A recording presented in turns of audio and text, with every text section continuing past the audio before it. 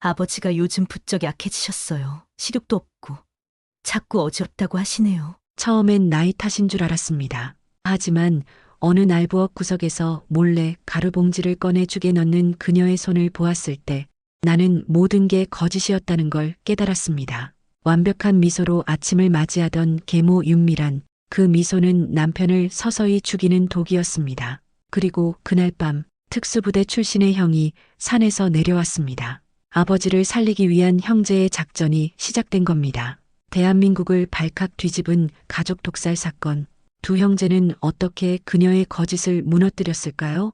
지금부터 그 충격적인 복수극의 전말 시작합니다. 잠깐만요. 1초 만에 누를 수 있는 좋아요와 구독 누르시고 오늘 하루도 복 받으세요.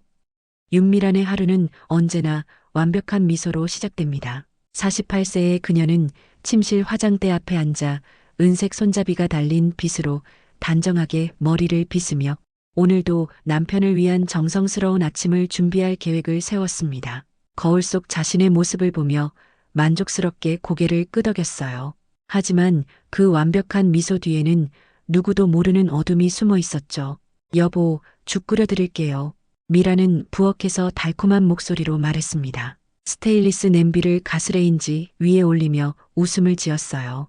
남편 한기범은 베이지색 소파에 기대어 있었는데 얼굴이 점점 창백해지고 있었습니다. 최근 들어 속이 거북하고 어지럼증이 심해졌다며 자주 누워있곤 했어요. 또 속이 안 좋으세요? 걱정이에요, 정말. 미라는 걱정스러운 표정을 지으며 냄비에 쌀을 넣었습니다. 하얀 쌀알들이 물과 만나 둥둥 떠오르는 모습을 보며 속으로는 전혀 다른 생각을 하고 있었어요. 미란의 손은 자연스럽게 찬장 깊숙한 곳으로 향했습니다. 거기에는 작은 비닐봉지가 숨겨져 있었어요. 하얀 가루가 담긴 절대 누구에게도 들키면 안 되는 그것을요. 손가락이 미세하게 떨렸지만 곧 차분함을 되찾았습니다. 이 정도면 될 것 같은데. 미라는 가루를 손톱 끝으로 조금씩 떠서 끓고 있는 죽에 넣었습니다. 마치 소금을 치듯 자연스럽게 아무것도 아닌 것처럼 말이에요. 그녀의 얼굴에는 여전히 그 완벽한 미소가 떠 있었죠. 냄비 안에서 하얀 거품이 부글부글 올라오는 소리가 부엌을 가득 채웠습니다. 죽이 끓는 동안 미라는 핸드폰을 확인했습니다. 서도혁이라는 이름으로 온 메시지였어요. 오늘 오후 3시에 봐요. 그 일 준비됐어요. 당신이 원하는 대로 다 될 거예요. 미란의 심장이 빨리 뛰었습니다. 설렘인지 불안인지 모를 감정이 가슴을 휩쓸었어요. 서도혁. 30살의 그는 강남의 고급 피트니스 센터에서 트레이너로 일하고 있었습니다. 미란보다 18살이나 어린 그였지만 그의 다정한 말투와 잘생긴 외모는 미란을 완전히 사로잡았어요. 무엇보다 그는 미란의 모든 계획에 기꺼이 동참해 주었습니다. 당신을 위해서라면 뭐든지 할 수 있어요 라고 말하던 그의 목소리가 귓가에 맴돌았어요. 여보, 죽 다 됐어요. 미라는 다시 그 완벽한 아내의 모습으로 돌아갔습니다. 흰색 도자기 그릇에 뜨거운 죽을 정성스럽게 담으며 마음속으로 미소를 지었어요. 기범은 힘겹게 식탁으로 나왔습니다. 얼굴이 더욱 헬쑥해 보였어요. 고마워, 미란아. 요즘 몸이 영 안 좋네. 이상하게 기운이 없고 머리도 어지러지라고. 기범은 숟가락을 들며 한숨을 쉬었습니다. 그의 목소리는 예전보다 많이 약해졌어요. 병원 가보시는 게 어떨까요? 저도 걱정돼서 밤에 잠도 못 자겠어요. 미라는 걱정스러운 표정을 지으며 기범의 손을 잡았습니다. 차갑게 식은 그의 손을 만지며 속으로는 다른 생각을 하고 있었죠. 조금만 더 참아. 곧 끝날 거야. 기범이 죽을 한 숟가락씩 떠먹을 때마다 미란의 가슴은 묘한 쾌감으로 가득했습니다. 이 모든 일이 끝나면 그녀는 자유로워질 거예요. 그리고 도혁과 함께 새로운 인생을 시작할 수 있을 거였습니다. 해외로 떠나서 아무도 모르는 곳에서 진짜 사랑을 하며 살 수 있을 거라고 꿈꿨어요. 그런데 그때였습니다. 거실 모퉁이에서 작은 빨간 불빛이 깜빡이고 있었어요. 며칠 전 주민이 아버지 걱정된다며 설치한 CCTV였습니다. 미라는 그것을 모르고 있었죠. 한 주민은 강남구 역삼동에 위치한 조직 사무실 컴퓨터 앞에 앉아 27인치 모니터를 응시하고 있었습니다. 35살의 그는 평소 거친 말투와 성격 급한 모습으로 조직 내에서 유명했지만 지금만큼은 조심스럽게 화면을 들여다보고 있었어요. 며칠 전 아버지 집에 설치한 초소형 CCTV 영상을 확인하는 중이었습니다. 검은색 가죽 의자에 깊숙이 몸을 맡기며 마우스를 클릭하는 손가락이 미세하게 떨리고 있었죠. 뭐야, 이거? 주민의 눈썹이 찌푸려졌습니다. 화면 속에서 윤미란이 부엌에서 뭔가를 몰래 넣고 있는 모습이 보였어요. 그녀의 행동은 분명히 수상했습니다. 찬장 깊숙한 곳에서 작은 비닐봉지를 꺼내서 죽에 넣는 모습이 선명하게 촬영되어 있었죠. 주민은 영상을 다시 재생했습니다. 한 번, 두 번, 세 번. 볼 때마다 확신이 더해졌어요. 인연이 도대체 뭐라는 거야? 설마. 주민은 의자에서 벌떡 일어났습니다. 가슴이 두근거리기 시작했어요. 불안한 예감이 온몸을 휩쓸었습니다. 아버지의 건강이 갑자기 나빠진 것도 윤미란이 결혼한 후부터였거든요. 예전에는 그렇게 건강하시던 아버지가 최근 몇 달 사이에 급격히 쇠약해진 모습이 떠올랐어요. 시발, 이건 우연이 아니야. 주민은 주먹을 꽉 쥐었습니다. 손톱이 손바닥에 파고들 정도로 힘을 주었어요. 분노와 두려움이 동시에 밀려왔습니다. 만약 자신의 추측이 맞다면 아버지는 지금 이 순간에도 위험에 처해 있는 거였죠. 영상을 다시 돌려보며 주민은 더욱 확신을 갖게 되었습니다. 윤미란의 표정, 행동, 모든 것이 의심스러웠어요. 인연이 독타는 거야, 독을. 그는 즉시 핸드폰을 꺼내 형 주원에게 전화를 걸었습니다. 손가락이 떨려서 번호를 잘못 누를 뻔했어요. 형, 나야. 급한 일 생겼어. 진짜 급해. 당장 내려와야 돼. 주민의 목소리는 떨리고 있었습니다. 평소 무뚝뚝한 형에게 이렇게 절박하게 말한 것은 처음이었어요. 목구멍이 메말라서 침을 삼키기도 힘들었죠. 무슨 일이야? 차근차근 말해봐. 주원의 목소리는 여전히 차분했습니다. 하지만 동생의 다급함을 느꼈는지 평소보다 진지한 톤이었어요. 전화로는 못해. 너무 심각해. 직접 와서 봐야 돼. 우리 아버지 일이야. 진짜 큰일 날 것 같아. 주민은 간절한 목소리로 말했습니다. 눈물이 맺히기 시작했어요. 어린 시절부터 자신들을 키워준 아버지가 위험에 처했다는 생각에 가슴이 찢어질 것 같았습니다. 알겠다. 내일 아침에 갈게. 주원은 강원도 인제군 깊은 산속 외딴 오두막에서 혼자 살고 있었습니다. 저녁 후 사람들과의 접촉을 피하며 은둔 생활을 하고 있었죠. 군 시절의 트라우마와 극도의 피로감으로 세상과 단절된 채 살아가고 있었어요. 하지만 동생의 다급한 목소리를 들은 그는 즉시 서울로 향할 준비를 했습니다.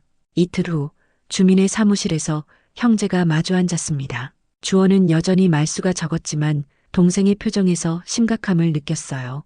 주민의 얼굴은 며칠 잠을 못 잔 듯 야위어 있었고 눈 밑에는 짙은 다크서클이 생겨 있었습니다. 형, 이거 좀 봐. 진짜 심각해. 주민은 노트북 화면을 주원 쪽으로 돌렸습니다. 윤미란이 죽에 하얀 가루를 넣는 장면이 재생되었어요. 그의 손이 떨려서 마우스를 제대로 조작하기 힘들었죠. 주원의 표정이 굳어졌습니다. 특수부대에서 10년 넘게 훈련받은 그의 직감이 경보를 울렸어요. 수많은 위험 상황을 겪어본 경험으로 봐도 이건 명백히 의심스러운 행동이었습니다. 이건 분명히 독타는 거다. 그치? 나도 그렇게 생각해. 아버지 건강이 급격히 나빠진 것도 인연 때문인 것 같아. 결혼하기 전까지는 그렇게 건강하셨는데. 주민의 주먹이 꽉 쥐어졌습니다. 분노가 치솟아 올랐어요. 온몸에 피가 거꾸로 도는 듯한 느낌이었죠. 다른 증거는 있어? 주원이 차분하게 물었습니다. 그의 머릿속에서는 이미 상황 분석이 시작되고 있었어요. 아직은 이것뿐이야. 하지만 더 있을 거야. 2년 분명히 뭔가 더 숨기고 있어. 주민은 확신에 찬 목소리로 말했습니다. 그의 손가락이 책상을 두드리며 불안감을 드러내고 있었어요. 주원은 잠시 침묵했습니다. 그의 머릿속에서는 이미 계획이 세워지고 있었어요. 수많은 작전을 수행했던 경험이 이런 순간에 빛을 발했습니다. 이건 법으로는 해결 안 돼. 증거가 부족하고 시간도 없어. 그럼 어떻게 해? 우리 아버지 그냥 죽게 둘 수는 없잖아. 매일매일 독 먹고 계시는데. 주민의 목소리가 높아졌습니다. 눈물이 글썽거렸어요. 직접 나서야 해. 주원의 눈빛이 날카로워졌습니다. 이건 작전이야. 가족을 위한 마지막 작전. 형밖에 없어. 우리 아버지 살려줘. 주민의 눈에 눈물이 맺혔습니다. 주원은 고개를 끄덕였습니다. 준비 시간 필요해. 일주일만 기다려. 일주일 후 주원은 간병인으로 변장하여 아버지 집에 나타났습니다. 흰색 간병복을 입고 정중한 말투를 연습한 그는 완전히 다른 사람이 되어 있었어요. 윤미라는 갑자기 나타난 간병인에게 당황했지만 주원의 차분한 설명에 마음을 놓았습니다. 안녕하세요. 주민이가 부탁해서 왔습니다. 아버님 간병을 도와드리려고요. 주원은 정중하게 인사했습니다. 그의 목소리는 평소와 달리 부드럽고 온화했어요. 수년간 특수부대에서 훈련받은 위장술이 빛을 발하는 순간이었죠. 아, 그렇군요. 주민이가 그런 말 안 했는데. 미라는 의심스러운 표정을 지었습니다. 하지만 요즘 기범의 상태가 더욱 나빠져서 걱정이 많았거든요. 간병인이 있으면 자신도 편할 것 같았어요. 갑작스럽게 연락드리지 못해 죄송합니다. 아버님께서 많이 편찮으시다고 해서 서둘러 왔습니다. 주원은 자연스럽게 대답했습니다. 그의 연기는 완벽했어요. 미라는 잠시 망설이다가 허락했습니다. 그럼 잘 부탁드릴게요. 요즘 제가 혼자 돌보기가 힘들어서. 주원은 첫날부터 아버지 곁에서 모든 것을 관찰했습니다. 윤미란이 죽을 끓이는 모습, 약을 주는 모습, 심지어 화장실 가는 시간까지 세심하게 체크했어요. 아버지 한기범은 정말로 많이 쇠약해져 있었습니다. 얼굴은 창백하고 손도 자주 떨렸어요. 아들아, 괜찮다. 너무 신경 쓰지 마라. 기범은 주원의 손을 잡으며 말했습니다. 비록 간병인으로 알고 있지만 왠지 편안함을 느꼈어요. 아버님, 무리하지 마세요. 주원이 조심스럽게 말했습니다. 이놈아, 아버지가 그렇게 약해 보이냐? 그래도 예전만 못하긴 하지. 기범은 쓸쓸하게 웃었습니다. 요즘 몸이 영 말을 안 들어서 말이야. 어디가 아픈 건지도 모르겠고. 주원의 가슴이 아팠습니다. 어린 시절 자신과 주민을 든든하게 키워준 아버지가 이렇게 고통받고 있다니. 분노가 치솟았지만 겉으로는 평정을 유지했어요. 아버지는 여전히 자식들을 걱정하는 따뜻한 사람이었습니다. 우리 민희는 잘 지내나? 요즘 바쁘다고 얼굴도 못 보겠더라. 기범이 걱정스럽게 물었습니다. 잘 지내고 있어요. 아버지 걱정 많이 하고 있어요. 주원은 마음이 아팠어요. 간병인 역할을 하면서도 아버지와 자연스럽게 대화할 수 있어서 다행이었습니다. 그래, 그 녀석도 이제 다 컸는데 걱정만 끼쳐서 미안하다. 기범은 한숨을 쉬었습니다. 둘째 날 밤 미란이 잠든 사이 주원은 부엌을 수색했습니다. 특수부대에서 배운 무음 이동 기술을 써서 발소리도 내지 않고 움직였어요. 찬장 뒤쪽 깊숙한 곳에서 작은 비닐봉지를 발견했을 때 주원의 심장이 빨리 뛰었습니다. 역시 주원은 작은 용기의 하얀 가루를 조심스럽게 채취했습니다. 냄새를 맡아보니 무언가 화학적인 냄새가 났어요. 이건 분명히 독성 물질이었습니다. 손이 떨렸지만 증거 수집을 완료했어요. 한편 주민은 조직의 정보망을 이용해 윤미란의 행적을 추적하고 있었습니다. 그가 가진 인맥들이 이런 때 유용했어요. 뒷골목에서 오랫동안 굴러먹은 경험이 정보 수집에 도움이 되었습니다. 조직 내 정보통들을 통해 윤미란의 일거수일투족을 파악하기 시작했어요. 형, 중요한 거 발견했어. 주민은 전화기 너머로 흥분된 목소리로 말했습니다. 윤미란이 정기적으로 어떤 남자랑 만나고 있어. 서도혁이라는 피트니스 트레이너야. 그래, 어디서 만나? 주원은 차분하게 답했습니다. 강남 호텔이야. 매주 화요일, 금요일에 만난대. 이 새끼가 수상해. 불법 약물 관련해서 전과가 있다더라. 주민의 목소리에서 분노가 느껴졌어요. 주원은 다음날 미란이 외출하는 것을 확인하고 그녀를 미행했습니다. 강남의 고급 호텔 로비에서 서도혁과 만나는 모습을 목격했어요. 두 사람은 매우 친밀해 보였습니다. 주원은 멀리서 사진을 찍으며 증거를 수집했어요. 서도혁은 키가 크고 잘생긴 남자였습니다. 하지만 그의 눈빛에는 뭔가 음흉한 구석이 있었어요. 미란과 손을 잡고 엘리베이터에 오르는 모습을 보며 주원은 주먹을 꽉 쥐었습니다. 당신 정말 대단해요. 곧 끝날 거예요. 도혁이 미란의 손을 잡으며 말하는 것이 들렸습니다. 조금만 더 참아요. 그 영감이 죽으면 우리 자유로워질 거예요. 그리고 보험금도. 미란이 대답했습니다. 주원은 이 대화를 녹음했습니다. 결정적인 증거였어요. 하지만 아직 충분하지 않았습니다. 더 확실한 증거가 필요했죠. 그날 밤 주원은 주민에게 전화했습니다. 미나, 혈액 검사할 수 있는 사람 있어? 있지. 왜? 아버지 혈액 검사해 봐야겠어. 독성 물질 검출되는지. 알겠어. 내일 바로 해볼게. 주원은 다음날 아버지가 잠든 사이 조심스럽게 혈액을 채취했습니다. 의료진 출신 부하들에게 배운 기술이었어요. 아버지는 너무 쇠약해서 체열하는 것도 눈치채지 못했습니다. 이틀 후 결과가 나왔습니다. 주민이 흥분된 목소리로 전화했어요. 형, 나왔어. 독성 물질 검출됐어. 비소야, 비소. 인연이 진짜 독 탔어. 주원의 분노가 폭발할 뻔했지만 그는 차분함을 유지했습니다. 좋아. 이제 확실해졌어. 이제 어떻게 할 거야? 더 확실한 증거가 필요해. 서도역부터 압박해보자. 주민은 서도역을 찾기 위해 강남의 고급 피트니스 센터로 향했습니다. 검은색 정장을 입고 선글라스를 낀 그의 모습은 평범한 고객과는 거리가 멀어 보였어요. 센터 직원들이 그를 보며 수군거렸지만 주민은 신경 쓰지 않았습니다. 지금은 오직 하나의 목표만 있었거든요. 서도역 트레이너 어디 있습니까? 주민이 프론트 데스크 직원에게 물었습니다. 목소리에 위압감이 배어 있었어요. 저, 지금 개인 레슨 중이신데요. 예약하고 오셨나요? 젊은 여직원이 떨리는 목소리로 답했습니다. 예약? 그런 거 필요 없어요. 급한 일이 있어서 왔거든요. 주민은 냉소적으로 웃으며 말했습니다. 그의 눈빛이 날카로워졌어요. 직원은 당황하며 내선 전화를 들었습니다. 잠시 후 서도역이 나타났어요. 그는 운동복 차림이었고 이마에는 땀이 맺혀 있었습니다. 주민을 보자 순간 표정이 굳어졌어요. 무슨 일이신가요? 도역이 조심스럽게 물었습니다. 직감적으로 이 남자가 위험하다는 것을 느꼈거든요. 윤미란 아시죠? 주민이 직설적으로 말했습니다. 도역의 얼굴이 순간 창백해졌어요. 저는 잘 모르는데요.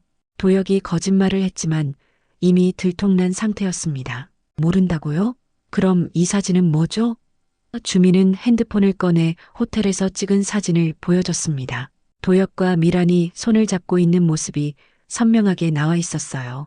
도역의 다리가 후들거렸습니다. 이건 오해입니다. 오해? 오해가 뭔지 아세요?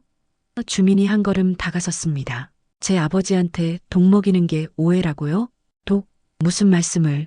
도역이 뒤로 물러섰지만 주민은 계속 다가왔어요. 주민은 도역의 목을 거칠게 잡았습니다. 이 새끼야, 거짓말하지 마. 우리가 다 알고 있어. 당신이 그년한테 독 구해다 준 거 말이야. 잠깐요. 여기서 이러면 안 돼요. 도역이 겁에 질린 목소리로 말했습니다. 그럼 어디서 해야 하는데? 당신 같은 쓰레기한테는 이런 게 딱 맞아. 주민의 손에 힘이 들어갔어요. 주변 사람들이 웅성거리기 시작했습니다. 주민은 도역을 끌고 센터 밖으로 나갔어요. 주차장 구석진 곳으로 데려갔습니다. 자, 이제 실컷 얘기해보자. 주민이 도역을 벽에 밀어붙였습니다. 당신이 윤미란한테 뭘 줬는지 정확히 말해봐. 저는 정말 모르겠어요. 윤미란 씨랑은 그냥.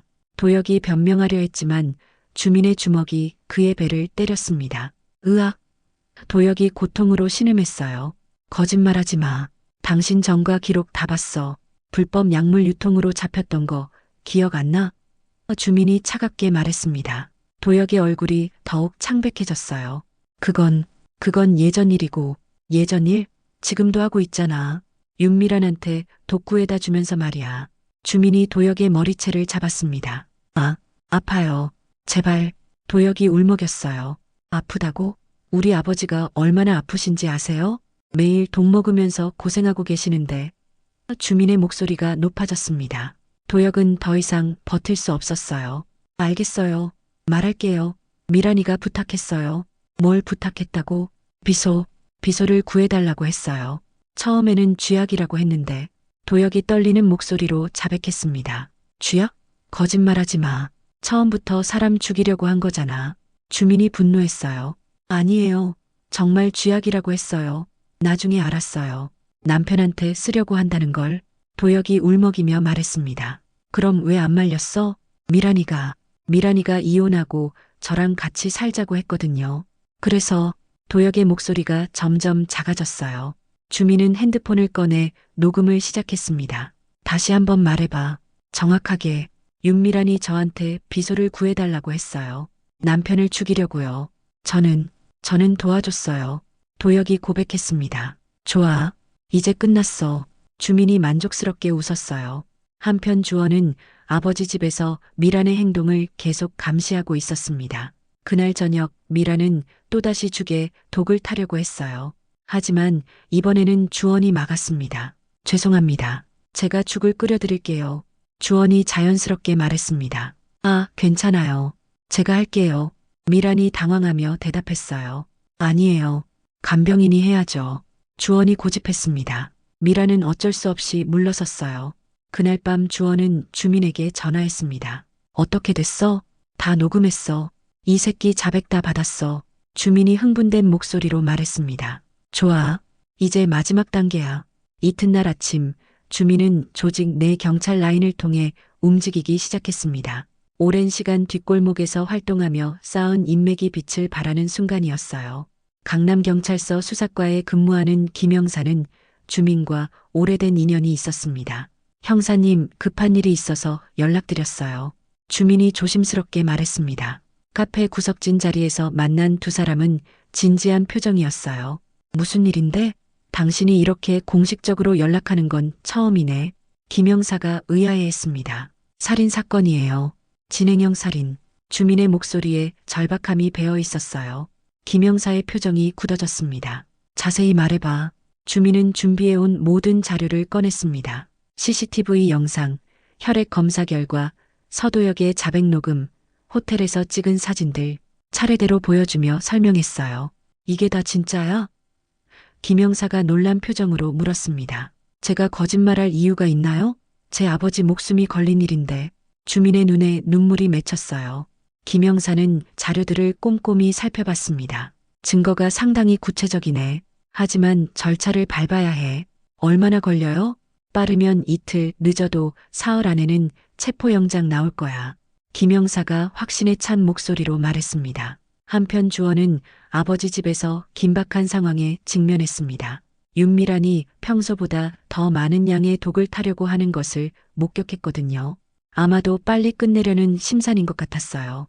오늘은 제가 특별히 영양죽을 끓여드릴게요.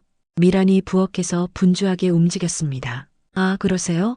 그럼 저는 아버님 약 정리나 하겠습니다. 주원이 자연스럽게 말하며 부엌에서 나왔어요. 하지만 주원은 몰래 부엌 문틈으로 미란의 행동을 지켜봤습니다. 그녀는 평소보다 2배 많은 양의 하얀 가루를 죽에 넣고 있었어요. 주원의 심장이 빨리 뛰기 시작했습니다. 아버님, 잠시 나가보셔야 할 것 같은데요. 주원이 기범에게 말했습니다. 왜? 무슨 일이야? 기범이 의아해했어요. 약국에서 처방전 문제가 있다고 연락이 왔어요. 직접 오셔야 한다네요. 주원이 거짓말을 했습니다. 에이, 귀찮네. 미란이가 대신 가면 안 될까? 기범이 피곤해했어요. 본인이 직접 와야 한다고 하더라고요. 신분증도 가져오시라고. 주원이 설득했습니다. 기범은 어쩔 수 없이 옷을 챙겨 입었어요. 미라는 당황했지만 말릴 수는 없었습니다. 여보, 금방 올게요. 죽은 나중에 드셔도 돼요. 기범이 미란에게 말했습니다. 아, 네. 조심히 다녀오세요. 미라는 억지로 웃으며 대답했어요. 기범이 나간 후 주원은 미란에게 말했습니다. 저도 잠시 마트에 다녀올게요. 필요한 게 있어서요. 네, 다녀오세요. 미란이 대답했어요. 하지만 주원은 집을 나서지 않았습니다. 뒷문으로 다시 들어와서 미란을 감시했어요. 미란은 자신이 혼자라고 생각하고 서도혁에게 전화를 걸었습니다. 여보, 오늘 끝날 것 같아. 많이 넣었거든. 미란의 목소리가 흥분되어 있었어요. 전화 너머로 도혁의 목소리가 들렸습니다. 정말? 드디어? 응. 이번에는 확실할 거야. 그럼 우리 자유로워지는 거지? 미란이 웃으며 말했어요. 그럼 내일부터 새로운 인생이야. 사랑해. 도혁이 달콤하게 말했습니다. 주원은 이 통화를 모두 녹음했습니다. 결정적인 증거가 하나 더 추가된 거였어요. 그때 기범이 돌아왔습니다. 야, 약국에 가보니까 그런 연락 안 했다는데? 뭔 일이야? 주원은 당황했지만 재빨리 대답했습니다. 아, 제가 잘못 들었나 봅니다. 죄송해요. 미라는 더욱 당황했어요. 죽을 다시 끓여야 하는 상황이 된 거였거든요. 여보, 죽이 식었네요. 다시 데워드릴게요. 미란이 억지로 웃으며 말했습니다. 아니야, 그냥 먹을게. 배고파서. 기범이 말했어요. 안 돼요.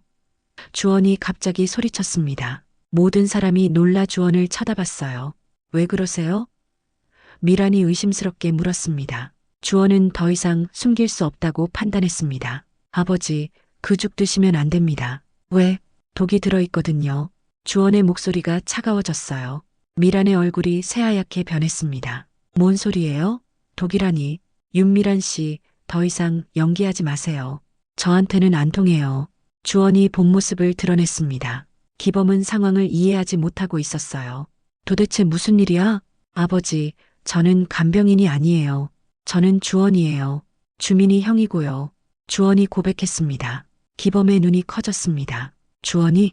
우리 주원이? 네, 아버지. 죄송해요. 이렇게 속일 수밖에 없었어요. 그 순간 문이 열리며 주민이 경찰들과 함께 들어왔습니다.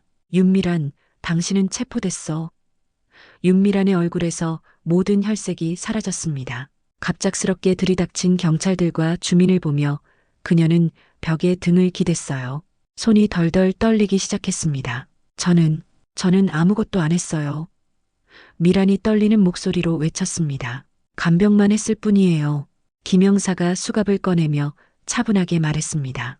윤미란 씨, 당신은 살인미수 및 살인예비 혐의로 긴급 체포됩니다. 묵비권을 행사할 권리가 있으며. 아니에요. 오해예요. 미란이 발악하며 소리쳤어요. 하지만 김영사는 냉정하게 미란다 원칙을 고지했습니다. 한기범은 여전히 상황을 이해하지 못하고 있었어요. 주원아, 도대체 무슨 일이야? 미란이가 왜? 아버지, 이 여자가 아버지한테 독을 타고 있었어요. 몇 달 동안 계속요. 주원이 무거운 표정으로 말했습니다. 독? 설마. 기범의 얼굴이 창백해졌어요. 갑자기 지난 몇 달간의 일들이 머릿속에서 정리되기 시작했습니다. 이유 없는 복통, 현기증, 쇠약감, 모든 게 설명이 되었어요. 증거도 다 있어요. 주민이 핸드폰을 꺼내며 말했습니다. CCTV 영상, 혈액 검사 결과, 서도역의 자백, 다 있어요. 미라는 더 이상 변명할 수 없다는 것을 깨달았어요. 하지만 마지막까지 발버둥쳤습니다. 그건 서도역이 시킨 거예요. 저는 협박당한 거예요. 협박? 호텔에서 손잡고 다니는 게 협박이었나요? 주민이 냉소적으로 웃었어요. 김영사가 미란에게 수갑을 채웠습니다. 자세한 얘기는 서에서 하죠. 미란이 끌려나가면서 기범을 바라봤어요.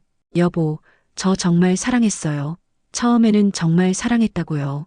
기범은 고개를 돌렸습니다. 더 이상 그녀를 보고 싶지 않았어요. 배신감과 분노, 그리고 허탈함이 동시에 밀려왔습니다. 형, 서도역은? 주원이 물었습니다. 이미 체포했어. 그 새끼는 자백서까지 써줬어. 주민이 만족스럽게 답했어요. 경찰들이 미란을 데리고 나간 후 집안은 이상한 정적에 휩싸였습니다. 기범은 소파에 주저앉아 머리를 감싸 안았어요. 아버지, 주원이 조심스럽게 다가갔습니다. 믿을 수가 없다. 정말 믿을 수가 없어. 기범의 목소리가 떨렸어요. 나를 죽이려고 했다니. 이제 안전해요, 아버지. 더 이상 독 먹을 일 없어요. 주민이 아버지 옆에 앉으며 말했습니다. 기범은 두 아들을 번갈아 보며 눈물을 흘렸어요. 고마워. 너희들이 아니었으면 정말 죽을 뻔했구나. 당연한 거예요. 우리가 가족이잖아요. 주원이 아버지의 손을 잡았습니다. 그런데 주원아, 언제부터 알았니? 기범이 물었어요. 주민이가 영상 보여준 순간부터요. 그때부터 계획 세우고 있었어요. 주원이 대답했습니다. 위험한 일이었는데 혹시 들키기라도 했으면. 기범이 걱정스럽게 말했어요. 괜찮아요. 저는 특수부대 출신이니까요. 이런 작전은 식은 죽 먹기였어요. 주원이 웃으며 말했습니다. 주민이 부엌에서 죽그릇을 가져왔어요. 독이 든 그 죽이었습니다. 이걸 국과수에 보내서 정확한 성분 분석해야겠어. 저 여자 정말 무서운 여자였구나. 기범이 한숨을 쉬었어요. 이제 끝났어요, 아버지. 다신 그런 일 없을 거예요. 주민이 확신에 찬 목소리로 말했습니다. 그날 저녁 뉴스에서는 윤미란과 서도혁의 체포 소식이 보도되었습니다. 계모가 의붓아버지를 독살하려 한 충격적인 사건이 발생했습니다. 피해자의 아들들이 직접 수사에 나서 범인을 잡았는데요. 기범은 뉴스를 보며 복잡한 심정이었어요. 세상에 이런 일이 뉴스에 나오다니 창피해요? 주원이 물었습니다. 창피하긴 살아있으니까 다행이지. 기범이 씁쓸하게 웃었어요. 그날 밤 삼부자는 오랜만에 함께 저녁을 먹었습니다. 물론 주원이 직접 끓인 깨끗한 죽이었어요. 독이 아닌 정말 영양가 있는 죽 말이에요. 이제 좀 살 것 같다. 기범이 죽을 한 숟가락 떠먹으며 말했습니다. 금방 건강해지실 거예요. 독 빠지면서요. 주민이 대답했어요. 주원아, 넌 이제 어떻게 할 거니? 산으로 다시 돌아갈 거야? 기범이 걱정스럽게 물었습니다. 주원은 잠시 생각한 후 답했어요. 아니요. 이제 아버지 곁에 있을게요. 혼자 두면 또 무슨 일 날지 몰라요. 세 사람은 모두 웃었습니다. 오랜만에 진짜 웃음이었어요. 이틀 후 서울중앙지방법원 대법정은 언론과 방청객들로 가득 찼습니다. 윤미란과 서도혁의 재판이 시작된 거였어요. 이 사건은 이미 전국적인 관심을 받고 있었습니다. 계모가 의붓아버지를 독살하려 했다는 충격적인 내용 때문이었죠. 한기범은 증인석에 앉아 있었고 주원과 주민은 방청석에서 지켜보고 있었어요. 기범의 얼굴은 많이 회복되었지만 여전히 야위어 보였습니다. 몇 달간 독을 먹은 후유증이 완전히 사라지지 않았거든요. 피고인 윤미란, 일어서십시오. 판사가 엄숙한 목소리로 말했습니다. 윤미란은 수감복을 입은 채 일어났어요. 예전의 우아한 모습은 온데간데 없었습니다. 머리는 헝클어져 있었고 얼굴은 초췌해 보였어요. 하지만 여전히 자신의 무죄를 주장할 생각이었습니다. 검사가 기소 내용을 읽기 시작했어요. 피고인 윤미란은 이혼 후 재산 분할과 보험금을 노리고 공범 서도혁과 함께 남편 한기범을 독살하려 했습니다. 지난 6개월간 지속적으로 비소를 음식에 타서 먹였으며 미란의 변호사가 일어났습니다. 재판장님, 저희 의뢰인은 협박에 의해 어쩔 수 없이 행동한 것입니다. 서도혁이 협박해서 협박이라고요? 검사가 반박했습니다. 증거 1호를 보시기 바랍니다. 대형 스크린에 호텔에서 찍힌 사진들이 나왔어요. 미란과 도혁이 다정하게 손을 잡고 있는 모습, 키스하는 모습까지 방청석에서 웅성거림이 일었습니다. 이것이 협박당하는 사람의 모습입니까? 검사가 날카롭게 물었어요. 미란은 고개를 숙였습니다. 변명할 여지가 없었거든요. 이어서 서도혁의 자백 녹음이 재생되었어요. 윤미란이 저한테 비소를 구해달라고 했어요. 남편을 죽이려고요. 저는 도와줬어요. 도혁의 목소리가 법정에 울려 퍼지자 미란의 어깨가 떨렸어요. 이제 정말 끝이라는 걸 깨달았습니다. 증인 한기범 씨, 증언대로 나오십시오. 판사가 말했습니다. 기범은 떨리는 다리로 증언대에 섰어요. 마이크 앞에서 잠시 망설이더니 입을 열었습니다. 저는 정말 믿었습니다. 미란이를 진심으로 사랑한다고 생각했어요. 기범의 목소리가 떨렸어요. 아내를 잃고 외로웠던 저에게 다가와서 따뜻하게 대해줬거든요. 방청석에서 흐느끼는 소리가 들렸습니다. 기범의 이야기에 사람들이 감정이입하고 있었어요. 하지만 결혼 후부터 몸이 이상해졌어요. 속이 아프고 어지럽고 기운이 없고 그런데도 의심하지 않았어요. 나이 들어서 그런가 보다 생각했거든요. 기범이 잠시 말을 멈췄어요. 감정이 북받쳐 올랐습니다. 만약 아들들이 없었다면 저는 정말 죽었을 거예요. 매일 독을 먹으면서도 모르고 살았을 거예요. 기범의 눈에 눈물이 맺혔어요. 미라는 고개를 들어 기범을 바라봤습니다. 그녀의 눈에도 눈물이 있었어요. 하지만 이미 늦었습니다. 검사가 일어났어요. 피고인은 단순한 살인이 아닌 가족이라는 신뢰를 악용한 극악한 범죄를 저질렀습니다. 더욱이 장기간에 걸쳐 계획적으로 실행했으며 피해자가 고통받는 모습을 보면서도 계속 독을 탔습니다. 검사의 목소리가 높아졌어요. 이는 인간으로서 해서는 안 될 행위입니다. 사회에서 격리되어야 합니다. 미란의 변호사가 최후 변론을 했지만 이미 승부는 기운 상태였어요. 증거가 너무 명확했거든요. 판사가 선고를 위해 일어났습니다. 피고인 윤미란에게 징역 25년을 선고합니다. 방청석에서 박수가 터져 나왔어요. 주원과 주민은 안도의 한숨을 쉬었습니다. 피고인 서도혁에게 징역 15년을 선고합니다. 도혁은 그 자리에서 주저앉았어요. 15년. 인생에서 가장 좋은 시절을 감옥에서 보내야 하는 거였습니다. 재판이 끝나고 나서 기범은 두 아들과 함께 법원을 나왔어요. 기자들이 몰려들었지만 경찰이 막아줬습니다. 어떤 기분이세요? 한 기자가 소리쳤어요. 기범은 잠시 멈춰서 대답했습니다. 정의가 실현된 것 같아서 다행입니다. 하지만 기쁘지는 않아요. 한때는 가족이었던 사람이니까요. 그의 말에 주변이 조용해졌어요. 기범의 인품이 느껴지는 순간이었습니다. 아버지, 이제 정말 끝났어요. 주민이 기범의 어깨에 손을 올렸어요. 그래, 이제 새로 시작하자. 기범이 두 아들을 바라보며 미소 지었습니다. 세 사람은 법원을 나서며 새로운 출발을 다짐했어요. 힘들었지만 가족의 힘으로 이겨낸 거였습니다. 6개월 후 한기범의 건강은 놀랍도록 회복되었습니다. 독이 완전히 빠져나간 후 그는 예전의 활력을 되찾았어요. 얼굴에도 혈색이 돌고 걸음걸이도 훨씬 가벼워졌습니다. 무엇보다 두 아들과 함께하는 시간이 그에게는 최고의 치료제였죠. 아버지, 오늘 검진 결과 어때요?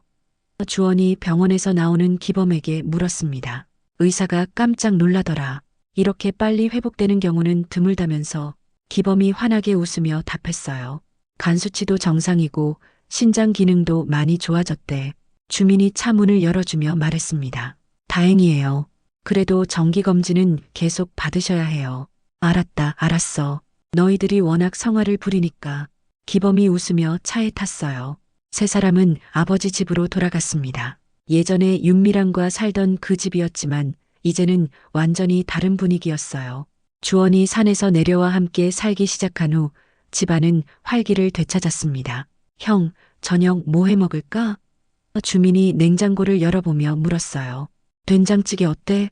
아버지가 좋아하시잖아. 주원이 대답했습니다. 좋지. 그럼 내가 밥 짓고 형이 찌개 끓여. 주민이 쌀을 씻기 시작했어요. 기범은 거실 소파에 앉아 두 아들이 부엌에서 요리하는 모습을 바라봤습니다. 마음이 따뜻해졌어요. 이런 평범한 일상이 얼마나 소중한 건지 뼈저리게 느꼈습니다. 주원아, 내 트라우마는 좀 어때? 기범이 조심스럽게 물었어요. 많이 좋아졌어요.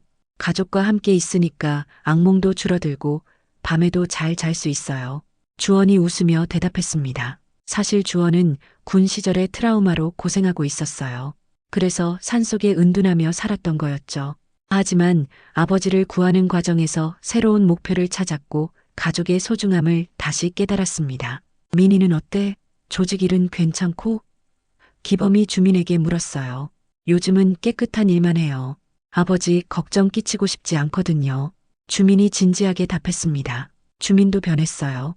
아버지의 죽음 위기를 겪으면서 가족이 얼마나 소중한지 깨달았거든요. 조직에서도 폭력적인 일은 피하고 합법적인 사업 쪽으로 방향을 바꾸고 있었습니다.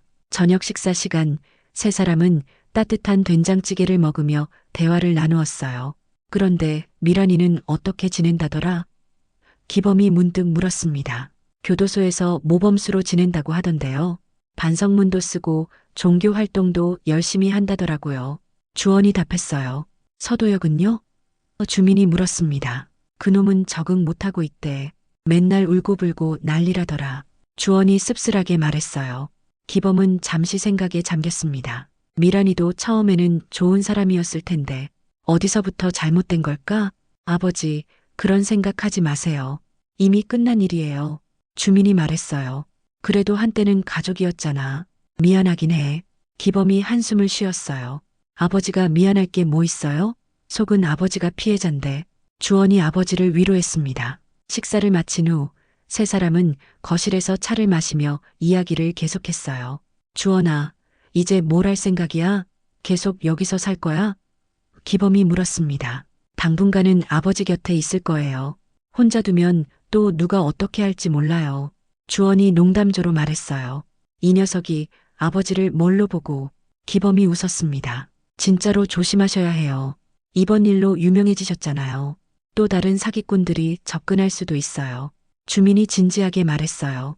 알겠다. 앞으로는 재혼 같은 건 생각도 안 할 거야. 기범이 단호하게 말했습니다. 꼭 그럴 필요는 없어요. 좋은 사람 만나시면 저희가 철저히 신원조회 해드릴게요. 주원이 웃으며 말했어요. 하, 너희들이 사위 고르는 것보다 더 까다롭겠네. 기범이 배를 잡고 웃었어요. 그날 밤 주원은 베란다에서 밤하늘을 바라보고 있었습니다. 주민이 옆으로 와서 나란히 섰어요. 형, 이제 정말 평화롭네. 주민이 말했습니다. 그래, 오랜만에 마음이 편해. 주원이 답했어요. 앞으로도 이렇게 살자. 우리 삼부자. 주민이 진심으로 말했습니다. 당연하지. 다시는 우리 가족의 손 떼는 놈들 용서 안 해. 주원의 목소리에 단호함이 배어 있었어요.